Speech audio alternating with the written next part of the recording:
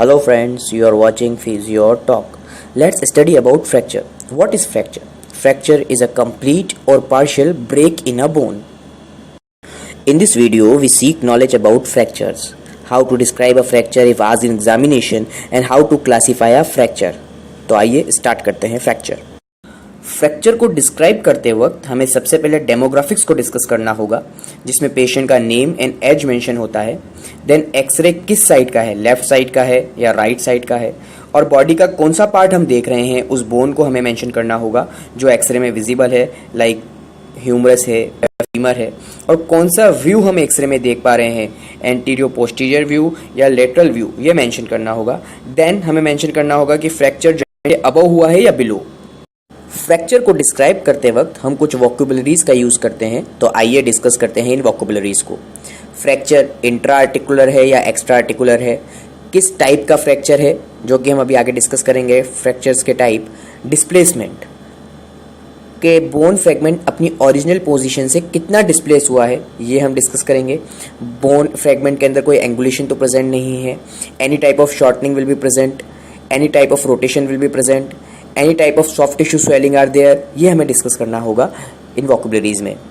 आइए डिस्कस करते हैं क्लासिफिकेशन ऑफ फ्रैक्चर्स को, जिसमें फर्स्ट आता है ट्रांसवर्स फ्रैक्चर, जिसके अंदर फोर्स डायरेक्टली हिट करता है बोन को और फ्रैक्चर कॉज करता है बोन में। नेक्स्ट है ऑब्लिक फ्रैक्चर, जिसमें फ्रैक्चर लाइन इज ऑब्लिक, जो बेंडिंग फोर्स के द्वारा होती है, बेंडिंग फोर्स ऑब्लिक लगता है। The most important point in the oblique fracture is that if the angle is greater than 30 degree, it will be considered as oblique fracture. If it is less than 30 degree, it will be considered as the transverse fracture.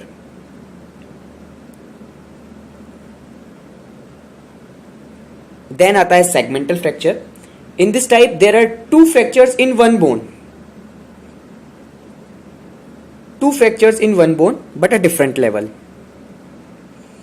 Then आता है comminuted fracture.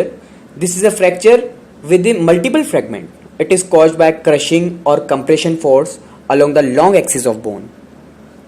It is the difference between segmental and the comminuted fracture. Then आता है हमारा spiral fracture. Spiral fracture जिसके अंदर जो fracture line होती है वो स्पाइरली होती है और मोर देन वन प्लेन के अंदर जाती है। स्पाइरल फ्रैक्चर मोस्टली रिजल्ट होते हैं रोटेशनल इंजरीज का।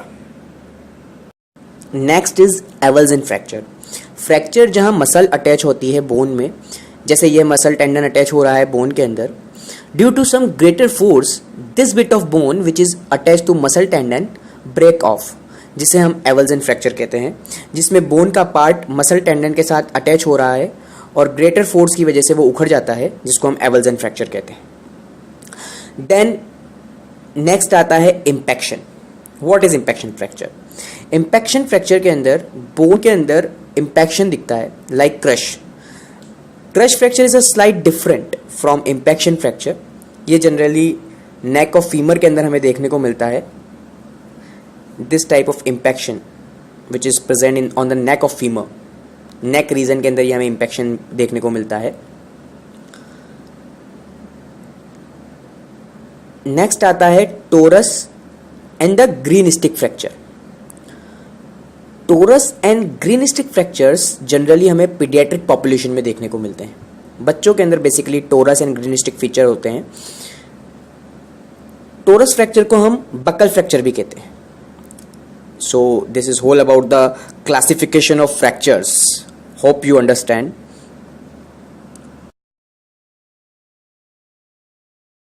हेलो फ्रेंड्स, आप देख रहे थे फिजियो टॉक। अगर आपको ये वीडियो अच्छा लगा हो तो please like, share and subscribe करना ना भूलें। आपके कोई डाउट्स हो तो आप मुझे नीचे कमेंट बॉक्स में लिख सकते हैं। Thank you.